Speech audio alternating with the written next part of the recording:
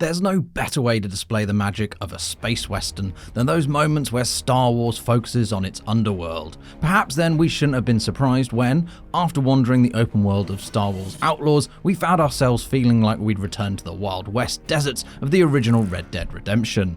The team at Ubisoft Massive have repeatedly emphasised that Star Wars Outlaws is all about fulfilling a scoundrel fantasy, and that means everything, including the open world, is built to fulfill that dream. Our staff writer Dustin Bailey had a hands-on 4-hour demo with Star Wars Outlaws, and in the time he had with it, was stunned by just how organic the devs have managed to make this scoundrel fantasy feel.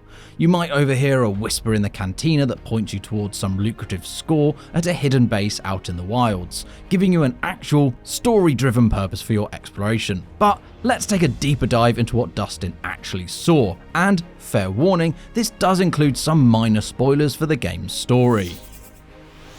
The demo opened with our protagonist, Kay Vess, making a rough landing on Tashara and escaping waves of bandits in a speeder bike chase. This served as the introduction to the adrenaline meter. This meter charges up in combat and, when it's full, lets you briefly pause the action to mark enemies and instantly take them down with an impressive display of gunslinging. Sounds a bit like Red Dead Redemption, eh? This chase led us to the city of Mirogana, which serves as a central hub for both Tashara's underworld activity and the in-game action in this area. Here the objective was making contact with Gorak, head of the Pike Crime Syndicate's operations on the planet.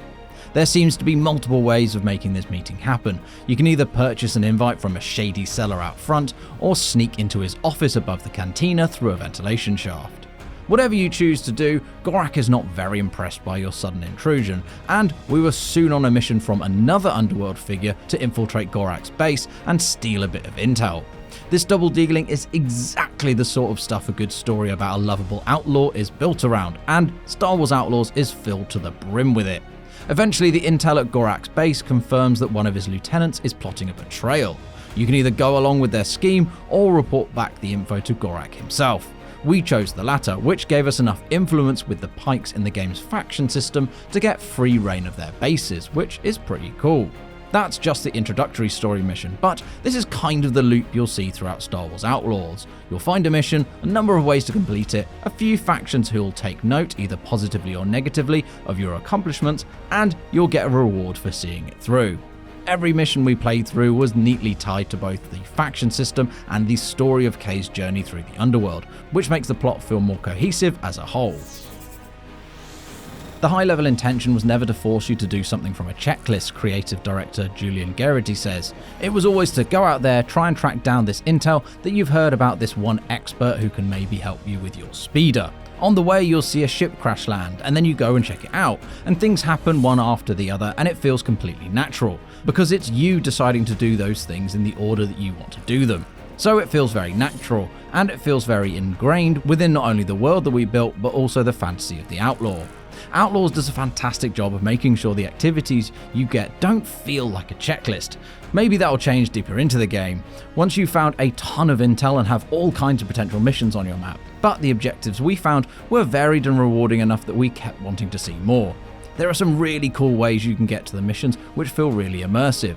You might hear a radio message on your speeder, bike's police scanner, maybe you can give a stranger some credits in return for information about tunnels on the other side of the map, or you might even be challenged to a race by a speeder bike enthusiast. It really helps that it all ties back into some of the central rewards too. Remember how we got free access to the Pike base after warning Gorak of that betrayal? An hour later we were sneaking through a Pike outpost trying to steal an equipment upgrade. But we got caught and had to shoot our way out. All of a sudden our reputation with the Syndicate was shot, and we were no longer welcome on their territories.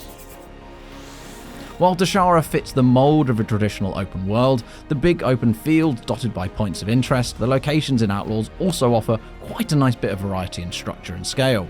We spent some time on the planet of Kijimi, an icy planet first introduced in Rise of Skywalker, and this map is predominantly set in one large town. It's still open-ended and there are still side quests to undertake and optional areas to explore, but it's much more constrained compared to the desert you ride around in on Tashara.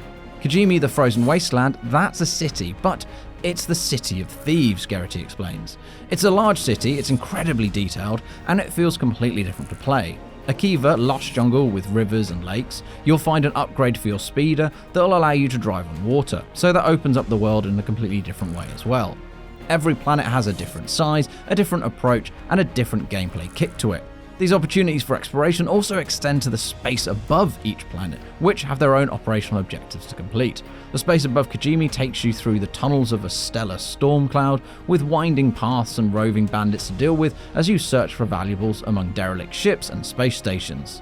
The story has you visiting each of these planets in order to recruit various specialists to help you pull off a big heist towards the end of the game.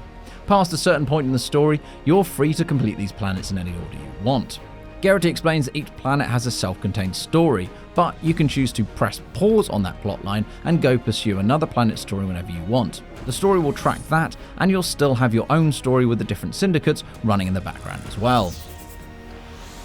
When we mentioned at the start that our hands-on time with Outlaws open world reminded us of Red Dead Redemption, Garrity surprised us by referencing another open world game. It's super interesting that my biggest reference was Ghost of Tsushima, which is more on the Kurosawa side of inspiration than the Western, the John Ford side of the inspiration for George Lucas, he explains. Red Dead Redemption is phenomenal because it treats the world as a world, not as a checklist of activities that are repeated often. But I think that Ghost of Tsushima, what I loved about it was this purity of having a player fantasy and really leaning into it. This is the story, the world, the character, everything fits together with the gameplay guiding everything. That's the fantasy of you are a samurai ninja in Japan. That's one of the guiding lights for this. The fantasy in this case is that you're a galactic outlaw, and that's how the open world design works here. You're learning about opportunities for scores both big and small, and taking advantage of them when your moment comes along. By the end of our 4 hours with Star Wars Outlaws, all we wanted to do was play more. Star Wars Outlaws feels less like the collectathon checklist you've maybe come to expect from Ubisoft, and instead like an open-ended canvas for more interesting stories and missions to take place. We cannot wait for this game to release on August 30th for PC, PS5 and Xbox Series X.